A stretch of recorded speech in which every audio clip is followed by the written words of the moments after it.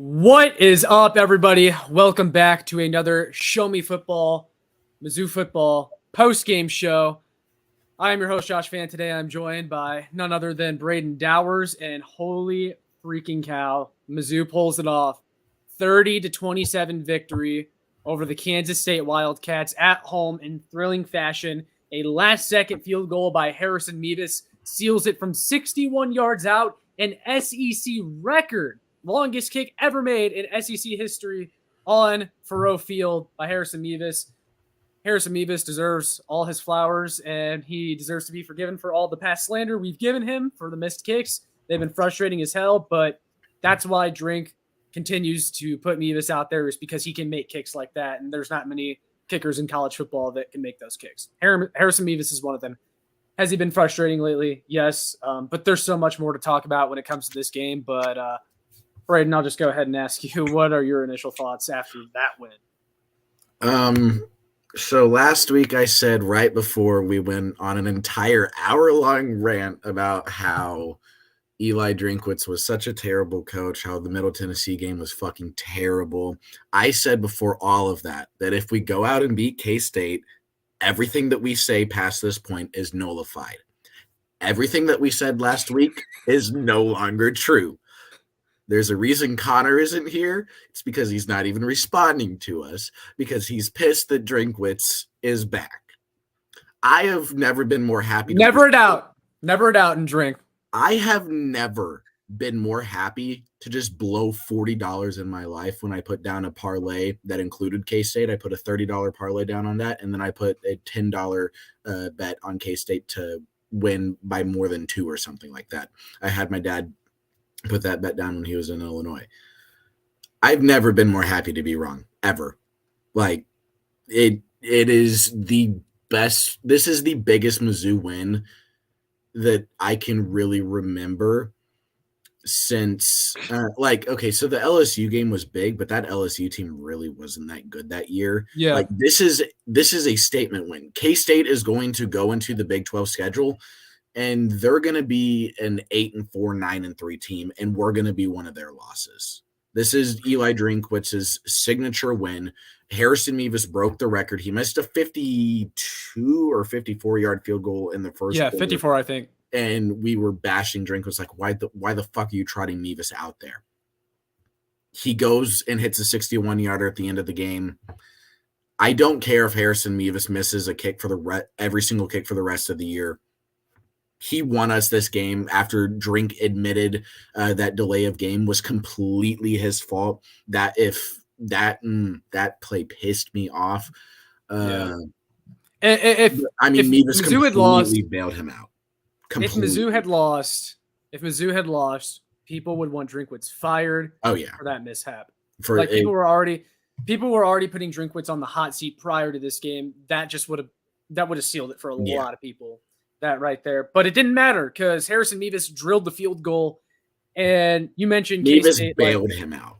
Yeah, he did. I don't care because I'm sure we'll get into it more, but the offensive play calling in this game, good.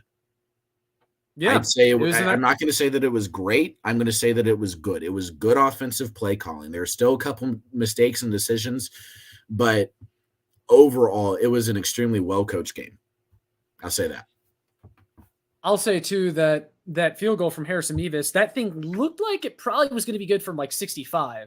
He fucking nailed it. Yeah, that just shows how much power he has. It's the accuracy that's been a problem lately, but that kick could not have been prettier.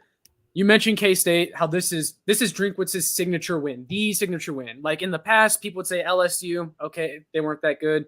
South Carolina, okay, you should probably be beating them every year, whatever. Maybe Kentucky in Drink's first year. Those are kind of the big wins you can point to. But none of those compare to beating K-State, ranked number 15 in the country, and a genuinely good team, the defending Big 12 champions. You can't take this win away from Drink. To go play in that game again. Yeah, you cannot take this win away from Drink. And I'm sure if Connor was on here right now, he'd be like, this doesn't matter. Drink's still a bad coach, whatever. Look, Drink really needed this game. His coaching tenure very well sat on this game, and he needed this one bad. And he got it. But this is what could be considered the turning point. If in 5 years, if Drinkwitz is still the coach here, we're probably going to be pointing to this K-State game as the game that saved Drinkwitz's tenure and made him into the successful coach that we think he can be. This is a defining win because look at like where we're set up now. Everybody said that the season hinged upon this game last year, and we got completely fucked. I firmly believe that if we won the K-State game last year in Manhattan and we went into that Auburn game undefeated, we would have beat Auburn and we would have been 4-0. We're 3-0 right now with Memphis and Vandy next, and then we get to host LSU, who this year is a good team. Yeah, and barring any sort of disaster, Mizzou should beat Memphis. They should beat Vanderbilt. I remember for years, Mizzou fans would always be like, "Oh, if we could do this, this, and that, we'll be undefeated heading into the Georgia game." And then it just never happened. There was always some loss. There's really no excuses. You've got to beat Memphis and Vanderbilt. I mean, Memphis and Vandy, they're not cupcakes, but they're pretty close.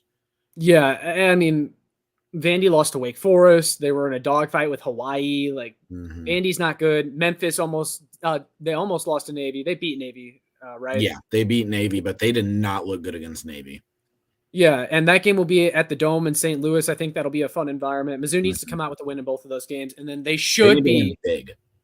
They should be 5-0 heading into LSU. And another reason this win is so huge for Drinkwitz is because this game was probably the barrier between 6 wins, 7 wins. You know, if you lost 6 wins, 7 wins, maybe Drink keeps his job, maybe he doesn't.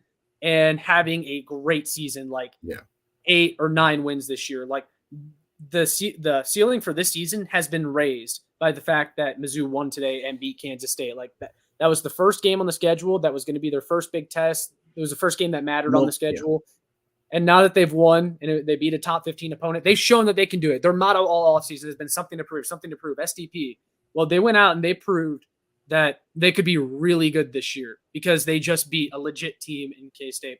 And you also talked about at the beginning how so last week we had that episode talking about Drinkwitz, and that was my first time that my confidence in Drinkwitz really took a nosedive since he's been the head coach at Mizzou.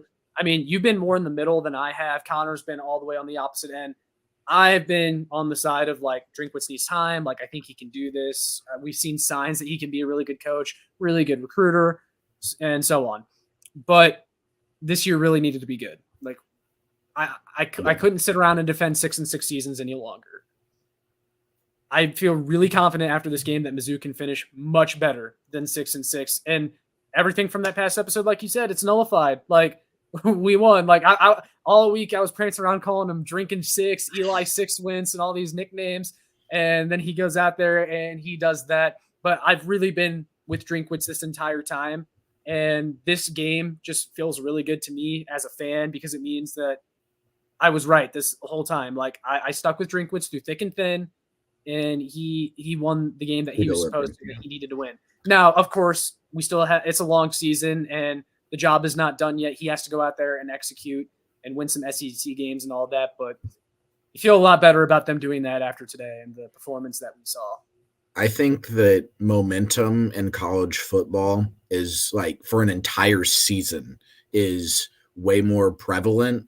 Like, if you win a big game in college football, you can keep it rolling. I mean, we've seen it done so many times before. I mean, look at TCU last year. I don't think they were going to go to the Natty or anything, but like, just look at the momentum that teams have been able to build by just winning like 1 or 2 big games at the beginning of the year, and they just keep it going.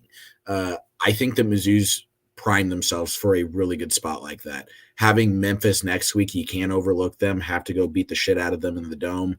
Then you're on the road against Vandy, have to take care of business there. And then you have an entire weekend, October 6th and 7th at Mizzou, where they have the basketball games in front of the columns that Friday night, and then they have the LSU game the next day. I would not be surprised if Mizzou's 5-0 going into that game, and as long as LSU doesn't drop anything, that is going to be 2 ranked SEC teams under the lights. I would not be surprised if College Game Day shows up there. I was going to say the same thing. Yeah, like that is such a big weekend for Mizzou. as long as they take care of business these next 2 weeks. More on Drinkwitz, I think that we are like he's in a significantly better spot because of this game.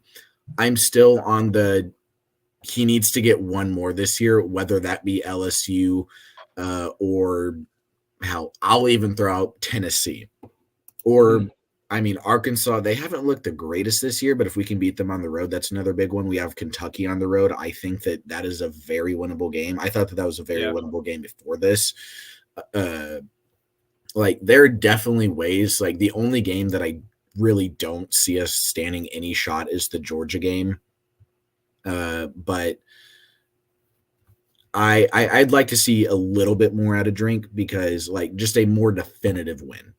Just I'm not solely on your side of like I believe in Drink now, all this stuff, and I'm definitely not on Connor's. Like I'm still trying to remain realistic because there was a couple really bad mistakes in this game. Like I said, that delay a game penalty, you can't do that. That is just that's terrible clock management. That's terrible coaching. There was a couple other decisions. Like I didn't want to keep Brady in there whenever he had that knee injury. Yeah. I'm glad that he did. I'm glad that I was kind of wrong. But I do think that Horn. Here's what I want to say about that. We should be confident enough in Horn and his ability to go out there if Brady is not 100%, because he was clearly not 100% the entire rest of the game. Clearly not 100%. The offense was not moving as much as it was before. The threat of him running was also completely gone because I'll throw this in real quick. K-State was only rushing 3 for basically the rest of the game. Like they were not afraid of Cook's running ability at all. But if Brady Cook not at 100% is still significantly better and you still trust him significantly more than Sam Horn, that's a failure on the coaching staff. That is. Like you have to be confident in your backup quarterback to be able to go out there when your starting quarterback is not 100% and not just hand the ball off to Cody Schrader for -2 yards. Like you have to be confident in him to actually throw the ball in a big game, in a big situation. Yeah, no, I agree. Like that's my biggest criticism of Drink from this game. Those boneheaded penalties are also bad. But the offensive play calling was good. There was a couple bad decisions, like when we got the ball late there in the fourth quarter and then punted it back to K-State, stopped them, and then we went down and got the field goal. That it was the second to last drive. There was another really bad delay of game on that last offensive on that drive. It was the first play of that drive. Yeah, and Brady Cook just was not paying attention to the play clock at all. And I guess neither was Drinkwitz because they could have used a timeout. So. Yeah, I didn't like when we used our timeout on that final drive either because we got the first down with 35 seconds left and then we used the timeout. It's like, really? And we could have used the timeout during the delay of game. So, the end of that game was an absolute it was a shit show. It was bad. And then they thought there was a flag on the field. It ended up not being a flag. Well, it was a flag. K-State had 2 guys wearing number 8. Yeah, I saw that tweet after the game. So the Mizzou fans rushed the field, and oh my God, had that been a penalty on us and our fans rushed the field, how embarrassing would that would have been bad. And I said to you, wouldn't it have been funny if it actually was a penalty on Mizzou, but the refs just said, yeah, screw it, Mizzou wins. There's nothing we can do. Everybody, the floodgate, get everybody back to their fucking seats. That would have been a mess. The band's on the field. Yeah, it'd be one of those moments. So to deep dive a little bit more into this offensive performance. So I agree with you about the whole quarterback thing. I feel like at this point you need to have a more viable backup if Brady Cook is truly hurt, which it looked like he was. He was limping around, he had a sleeve on his leg. Knee sprains are kind of a big deal, So also the offensive line play wasn't great in the second half. Yeah. And it's worth mentioning that a couple of offensive linemen went down, so that didn't help either. They had some inexperienced guys in there, guys that were struggling beforehand that had to go out of necessity. So I think you got to give Drink credit, though, because Brady Cook won you this game, and he stuck with them in the second half, because had Brady Cook not been in there – because I think the thing with Horn is, I wanted to see Horn in the first 2 games, but I don't know if I love throwing Horn out there in a game like this where Brady Cook is a steady presence where, like, yes, his ceiling's not as high as Horn, but I feel like I'm more scared of Horn throwing an interception than I am of Cook, you know? And because Cook, at the beginning of last season, it was bad, but it's some crazy stat. Like, he hasn't thrown an interception in a really long time. It's been a while now since he's thrown his last interception. And he went out there and he led that drive in the second half where he had, I think it was a play to Theo Weiss. It was the threads the needle to Theo Weiss, and then the next play hits Marquise Johnson, the true freshman, downfield. Love that for Marquise Johnson, by the way. He was one of the recruits I was more excited about. That dude has speed to burn. He was like one of the best track runners in his class down there in Texas. I'm really excited for him. He's one of those guys, kind of like Boo Smith, if you remember him a few years ago. It's like Boo Smith was good for nothing but just go routes and running go routes, and he got quite a few touchdowns just running go routes from Mizzou. I like having a guy like that where he's a threat to break off a long one every once in a while. But Brady Cook, man, 23 of 35, obviously. Go ahead. Hey, I was just going to say it was by far the best game of his career. That entire first half up until that injury, his only 2 completions were a drop by Theo Weiss and kind of a drop by Burden. He was like 11 for 13, but neither of the incompletions were really his fault. Yeah. So 23-35, obviously the efficiency went down in the second half for probably obvious reasons. And also started raining. I know that's part of the game, but it's like I remember there was a dump off to Cody Schrader where he dropped it. Definitely feel like the rain played a part there. Brady Cook, 356 yards passing. I will let you guys know. Brady Cook coming into this game had never thrown for 300 yards in a game. Throws for almost 400 yards today and 2 touchdowns. Luther Burden, 7 catches for 114 yards. Luther has as many yards as he did last year already through 3 games. Yep. And he was amazing last year. He looks like a man possessed out there. He looks like a complete receiver now. He's making big plays downfield. It's not just the gadget stuff anymore. Like he's getting these deep balls. He's making more plays than he did last year already. Dominic Lovett wishes he was half as good as Luther Burden. Sorry, bud, you're missing out. But, man, Luther Burden, what can you say about him? Because last year, the K-State game was really rough for him. And a lot of K-State fans, like I shoved it in K-State fans last time. I was like, who on their team is going to defend Luther Burden? And it was kind of facetious. But, of course, when I tweet that out, it backfires when Luther Burden does nothing against them and we get blown out last year. I'd like to mention something. Go ahead. Dominic Lovett is still losing to South Carolina with – what is that, 9 minutes left? Yeah, 9 minutes left in the second. Dominic Lovett has not scored a touchdown. Poor guy. He could have done great things here, but it's okay. It's okay. Luther Burden's an upgrade. Luther and Theo Weiss. Yeah, Theo Weiss. Well, see, like the thing is, having Theo Weiss allows Luther to play slot full time, which has just been an awesome transition. And Theo Weiss is your X receiver, and Theo Weiss even made some awesome grabs today. I really love what he adds to this team. Yeah. I don't feel like he's ever a guy that's going to have like 100 yards or anything, but he's going to consistently produce. Yeah, and he's going to be a chain mover. He's going to get those first downs. I really like what he brings to this team. But Luther Burden, this game could not have been more opposite than what happened last year against K-State. He just went out there and he had an over my dead body type of game where he would not let us lose. Like anytime we needed to play, Luther Burden was there to make the play almost. And then there was that one offensive drive. I believe it was the same one where we got the delay of game before the field goal drive in the fourth quarter where Luther Burden was open and Brady Cook just overthrew him by a tad. Yeah. I remember I texted you. I said, I'm like, if we lose, that's going to be the play that I look back on. Yeah, and that one had it been a little bit of a better ball. I feel like Luther could have almost taken that one to the house too.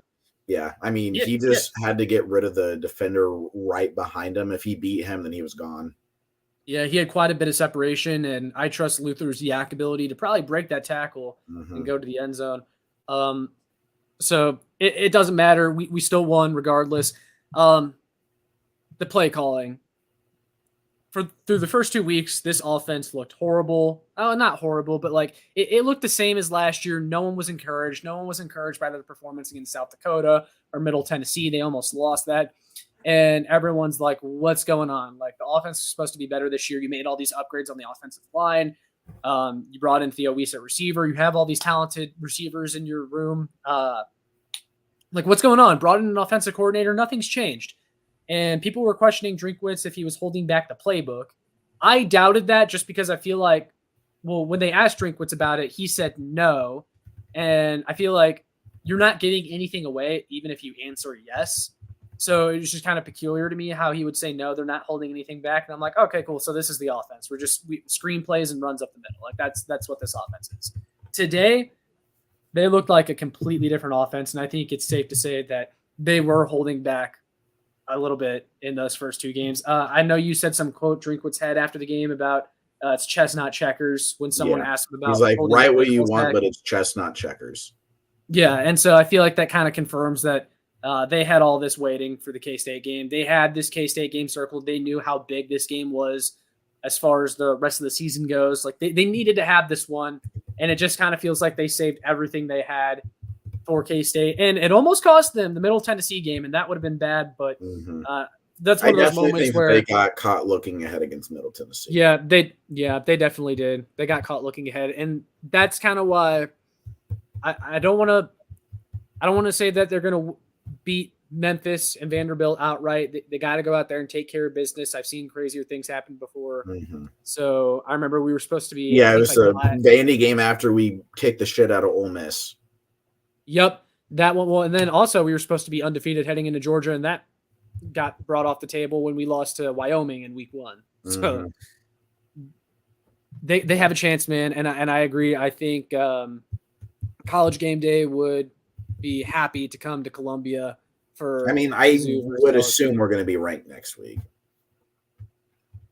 I think we have to be. I mean, a top 15 win. We're 3-0. So there's not too many undefeated teams left in the SEC from what I remember. And I don't think there will be many left after today. We're going to be one of them, and we have a ranked win under our belt. So I would think so, man. I hope so. That'd be really good for this team. Although you don't want them to get caught up in the number and then get caught lacking against like Memphis or Vanderbilt.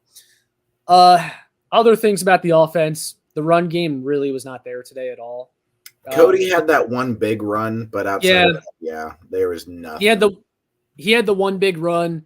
He had 10 carries for 58 yards in total. And then he also got another 15 yards added on because of a face mask penalty, and that helped out. But not great. Nathaniel Pete, 7 carries for 18 yards, only averaged 2.6 yards per carry. And then they did a lot of running with Cook there at the beginning of the game. I'll say this about Cook and his running ability. Yes, Brady Cook is fast. He's pretty athletic for a quarterback. But I feel like sometimes his running ability is a tad bit overrated because I think he has good straight line speed. But I see him still getting brought down behind the line of scrimmage a lot and getting stopped pretty easily when a defender gets their hands on him. And I mean, like, he's a quarterback. I'm not saying like I expect him to like break all these tackles like he's a running back or anything, but I feel like the design runs for Cook aren't as effective as people make them out to be all the time. But they did that a lot in the first half, and then of course he got hurt, and that was just kind of pulled from their playbook. Running game was not great overall. Scrambling whenever there's only a 2-man rush. Yeah. Nathaniel Pete, disappointed in his performance.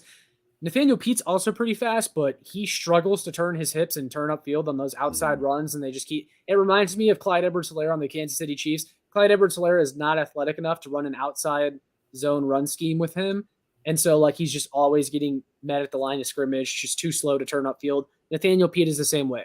There were reports coming out of camp that Pete was running a 4.3 40-yard dash, and he's like super fast, but that does not mean you can turn your hips and that you're a fluid mover turning upfield. Nate Pete is not, and that's where he really struggles. I kind of wish they would run him in between the tackles just a little bit more like they do with Schrader, but I understand why they use Schrader for in between the tackles because Schrader's small and he's a little bit quicker. And I mean, I get it, but it is what it is. Again, does not matter. Mizzou's passing offense won them this game today. The offense definitely stalled in the second half. They punted a lot. I thought that last drive before the field goal drive was their shot. I was like, man, they missed their shot. Like they missed their shot. Like it's over. Like that was your chance to take the game. Like it was tied. K-State was slowly chipping away at the lead. Anytime Mizzou got a touchdown or a field goal to take the lead, K-State would just kind of come right back and tie the game up or take the lead. And it just felt like, okay, we're not going to have many more of these chances. Like, Yeah. surely we're not going to be that lucky today. Like, we got to start converting. Nope. K-State, And in the end, K-State missed their shot. yeah, and the last defensive stand, I was super nervous on that 3rd and 15 before they punted the ball back to us. I just covered my ears. I curled up into a ball. I did not want to watch. And then Did you hide under your sink? Yeah, that's exactly what I did. And then I came back and I looked at the TV and I saw that it was 4th down. I'm like, yes, we have a shot. Like, we're going to get this ball back and we'll see what happens. And then, of course, all hell broke loose at the end of the game. Yeah. But that's kind of my thoughts on the offense. I don't have too much else to add to it. I disagree with the whole thing that we are hiding back plays.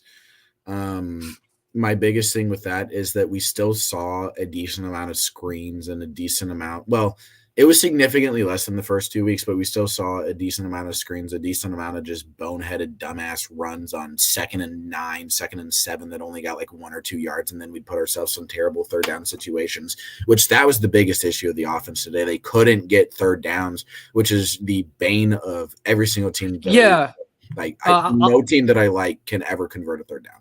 3 of 13 on 3rd down, and they still won. That's insane. Like, if you clear up some of those mistakes and you're able to get your 3rd down conversion rate to, say, 6 out of 13, you're going to be gold.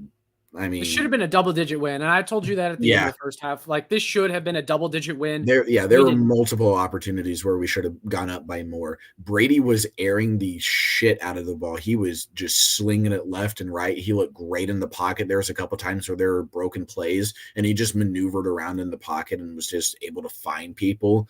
So, like, those first 11 throws were special.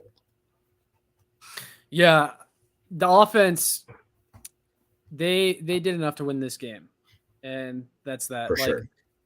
They did just enough to win this game. The 3rd down efficiency is not great. Even K-State was 8 of 17 on 3rd down, and they scored less points. They were like 6. They were like 8 of 13, or no, they were. I know that they were 7 of 12. So, I have it in front of me. They were 8 of 17 for the game. But they were 7 and 12 at one point. So if they, okay. If they finish 8 and 17, then our defense really showed up at the end there. Yeah, and there was a stat that popped up on the screen at the very end there, and I don't remember what the number was, but it said that like 250 yards of our 300 yards of offense came on 1st down. Like, it's like if we were not getting positive, we were getting down the field in like 2 plays. Yeah, if we were not getting positive yardage on 1st down, it was like the drive was over. Yeah. Like, that was kind of the story of this offense. But a lot of times they were. Like, they still had 20 first downs despite being 3 or 13 on 3rd down, which means their damage was coming in the early downs. And K-State's secondary was horrible. I mean, I remember hearing concerns about bad. I remember hearing concerns about their secondary heading into this game. They gave up a lot of big plays against Troy last week in that game. And of course, today Mizzou was able to expose that. Their secondary is just not good, and I'd be worried about them heading into Big 12 play because the offenses that they face are going to get a lot better than Missouri's. Yeah. But yeah, man, I mean, for the longest time, we just asked this offense to have a pulse, show a pulse, and this team can win 8 games this year at least. And they definitely showed more. They showed more of a pulse. They showed that they can air this thing out like that. The passing offense that I saw today, it is unlike anything I've ever seen with Brady. It's the best passing offense since Drew Lock. Yeah, it's unlike anything I've ever seen with Brady at quarterback. And it gives me a little bit more confidence in Kirby Moore now, too, as an offensive coordinator, because through the first 2 weeks I talked about where's the offense that Kirby Moore brought from Fresno State that got to a Mountain West championship and was a top 25 passing offense, and they had a quarterback drafted in the 4th round. Like, where is that offense? Like, you're not going to bring any elements of that over here. And today we saw that. Like, he was able to get the most out of his receivers. He got the most out of Brady Cook, and kudos to him. We haven't talked much about the defense, but yeah, I'm ready to transition. Yeah. Blake Baker is him. And I would be really surprised if he's still our defensive coordinator next year. Yeah. And I'll be honest, this was not the defense's best performance. They still gave up 408 total yards of offense, but I mean, they showed up. They bent, but they didn't break. They showed up when they really needed to.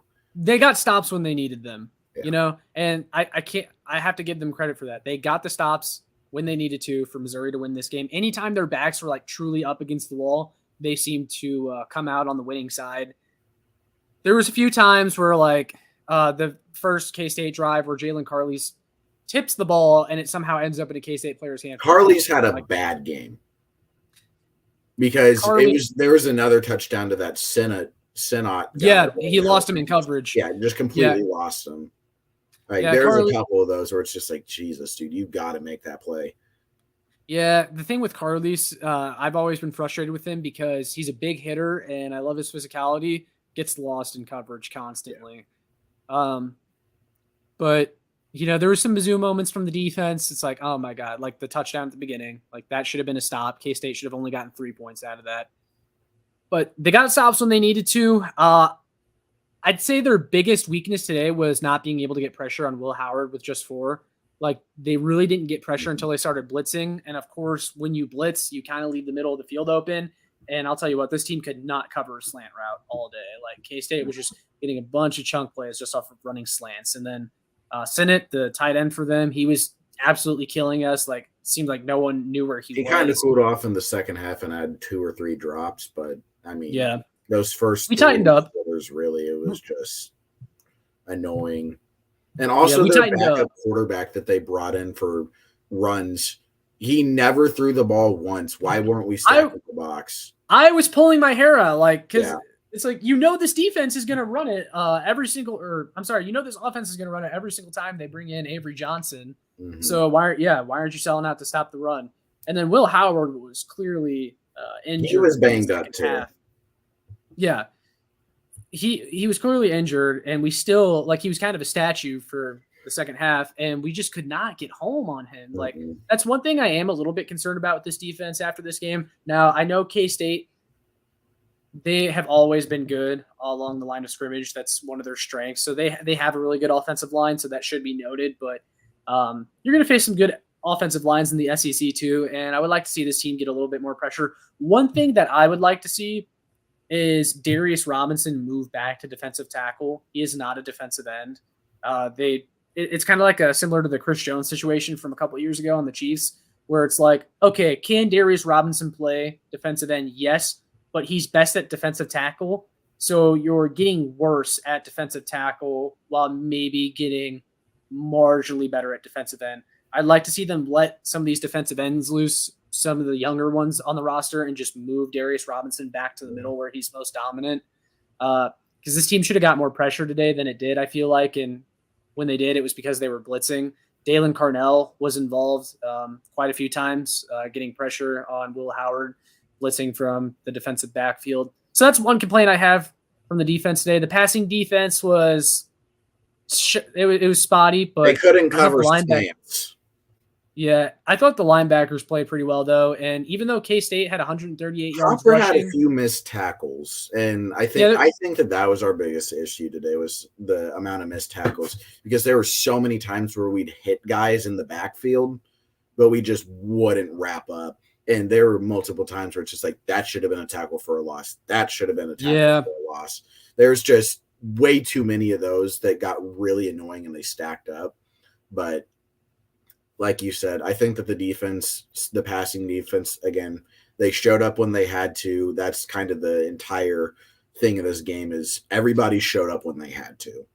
Chris Abrams-Draine in particular had a really good game, I thought. Multiple passes broken up. Chris had an amazing game. Ennis was kind of but I think Chris is one of the best corners in college football. He completely locked down today. Yeah, he had a nice PBU in the end zone there that I think it might have been Sinnott again. I don't remember. No. It was one of their bigger receivers though.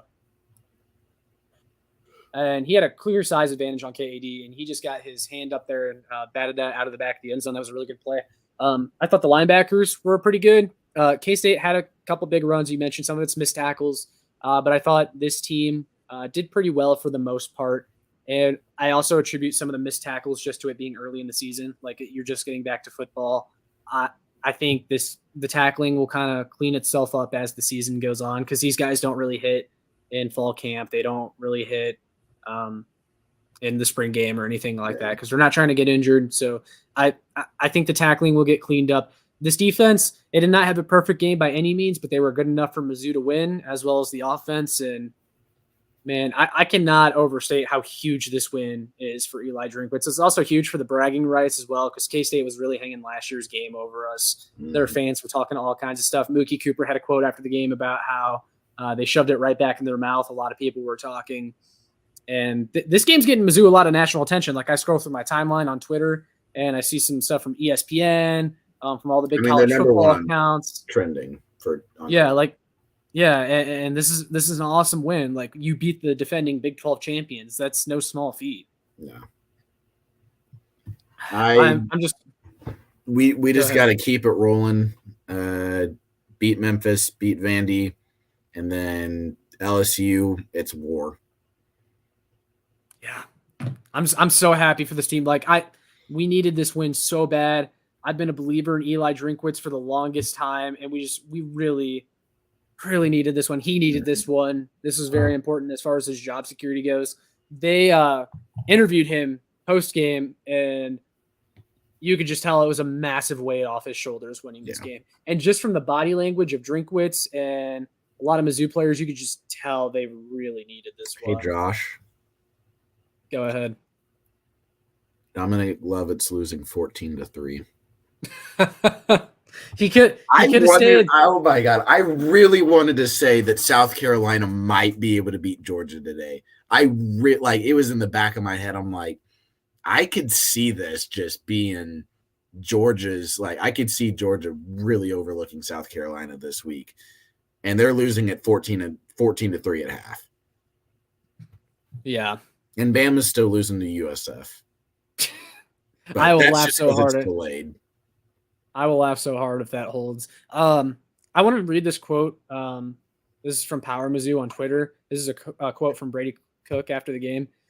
He says, "I hear it's hard. This is on the noise from Mizzou fans. This is my dream school. All I want to do is play quarterback here. I'd like if everyone else wanted me to play quarterback here as well." It's hard to hearing that because after this game. What? He said that after this game? Yeah. Look. That's a weird thing to say after I think everybody universally is in love with you.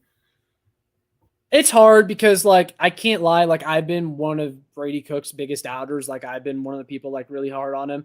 But it's just, we never saw you do what you did today. I'm happy you did it today. And now I believe in you going forward. You have my trust until you lose it again. Mm-hmm. But you'd never had thrown. You haven't done anything to earn our respect until now. Yeah, he'd never now thrown you have 300 my yards respect. in a game. You were hurt and you went out and you beat a top 15 team. I am ride or die with you now. That's all we've been ever asking from Brady Cook. I am complete. Like I said earlier in this, I'm completely fine losing $40 today. I am completely fine being wrong about Brady Cook. I'm completely fine being wrong about Eli Drinkwitz. I don't care. I'm happy. Mizzou won. They made Mizzou win. I'm wrong. Good. Yeah, I'm happy to be wrong. And you know what? Brady Cook, he deserves his flowers after today. He can shove it in my face, anyone's face, all he wants. He deserves to do that. Same for Harrison Vivas, too, because Harrison Vivas shouldn't get lost in this. A lot of people were talking bad on him, including me, because the dude was unreliable. On field goals, and he missed a PAT earlier. But, again, he had a fucking 61-yard field goal to win the game. So, longest in SEC history. Those guys deserve to celebrate. Yeah. Another quote from Drinkwitz. "It pissed me off when we booed our starting quarterback to start the game. It pissed me off. He went out there and played his butt off." So I get that, man. That Drinkwitz just wants everyone to believe in him and believe in his decisions. It was getting real hard to believe that Brady Cook was our best quarterback after that MTSU game. But look, these guys deserve their credit after today. I'm 100%. They deserve their credit. And I cannot overstate how much we needed this one. I fell to my knees after Harrison Vivas hit that field goal. I went down. There seems to be a trend with me going downstairs into my living room and watching the end of games with my dad, and it actually ending up well. Because the last time that I really remember like going downstairs and just being in my living room watching it instead of in my room was the LSU game. That's the last time that I really remember going downstairs and just watching. But here's one more thing. Everything that we say in this will be nullified if we lose to Memphis or Vandy. Yeah, I mean you're not wrong. You're not wrong. Everything will go back to a complete 180. Fuck drink, fuck Brady Cook, fire everybody. It'll go right back to that if we lose to Memphis or Vandy. Yeah. And then I honestly don't think that it comes back, because even if we lose to Memphis and then we go out and we beat LSU, you realize how infuriating that's going to be. That would be kind of like that would be eerily similar to like Barry Odom's last season here. It's like, I remember he was 5-2 right after we kicked the shit out of Ole Miss, then we lose to Vandy because he was 5-2. He was 5-2, which is a good record, but he lost to the two worst teams on his schedule. Yeah, and he lost his momentum, and they were never the same after that Vandy loss, and it lost him his job. And I'll finish with this because I was going to throw something else in there about Odom, just kind of comparing him and Drink. I think what ultimately lost Barry Odom his job is he was horrible in close games. Barry Odom could not win the close games. Anytime this team was in a close game or they were down, they just kind of rolled over. They would make some boneheaded mistake. And we've seen those games from Drink too. There's been last year was pretty bad. We were down by 7 or no. We were down 24-17 and we fought back. We had an injured QB. We had just gone 3 and out on 2 straight drives. We were down 24-7. They had just scored 10 straight points, and then we came back and won. We outscored them. What did that? It had to be 13-3 for the rest of the game. That's what we did. Yeah. So Barry Odom didn't win enough of the close games. No. Last year, the close games were not kind to Drinkwitz, but really what it comes down to, judging your coaching ability, is how many of these close games are you winning? And this was a close game that Drink won against a top 15 team. And Drinkwitz's teams have been much better than Odom's teams in these close victories. They haven't gotten all of them, and they may not have gotten as many as they should have last year. But Drink to this point has gotten Drinkwitz has got enough of them to this point to make me feel good that he can be the man for Mizzou. Like, my confidence took a nosedive after last week. I'll be honest. I've been honest about that. You can even go back and watch the last post game we did. Like, we went in pretty hard on Drink, but I'm glad that I've stuck with him for the most part through it all, because today makes me feel really good. It makes me feel really good that Drinkwitz is the man for this job. He still has to go out there and take care of business because he can very easily lose all this momentum, but he really needed this one today, and this is big for the program. This is big for the program as far as rankings, as far as perception, as far as how the season can go, for recruiting, everything. So this is the kind of game that if you win, like, you get a lot of recruits' attention, or you get a lot of people. Like Joshua Manning. You get a lot of people taking a second look. Joshua Manning, he picked us over K-State. This is why. Like, these are the kind of games that you when you win them, you get people's attention. So I think those are all my thoughts on today's game. Brayden, do you have anything else before we close this out? I don't think that I have anything else. Okay, what's our punter's name again? Man, I should remember this. I want to give him a shout out because all of his punts were good. Riley Williams. Yeah, shout out Riley Williams. Yeah, he averaged 44 yards a punt. You flipped the field really well. That helped out a bunch. Averaged 44 yards a punt. Yeah. Pretty good. So, yeah, man. Mizzou wins 30-27. This is a huge one. Go enjoy this one, Mizzou fans. Enjoy the rest of your Saturday. Mizzou is 3-0. They just beat a ranked K-State team at home. Probably the biggest win for this program in maybe a decade. Go enjoy this one. Enjoy the rest of your evening. Make sure you like, share, and subscribe so more Mizzou fans can find this. You can check out my work. They're beating Georgia.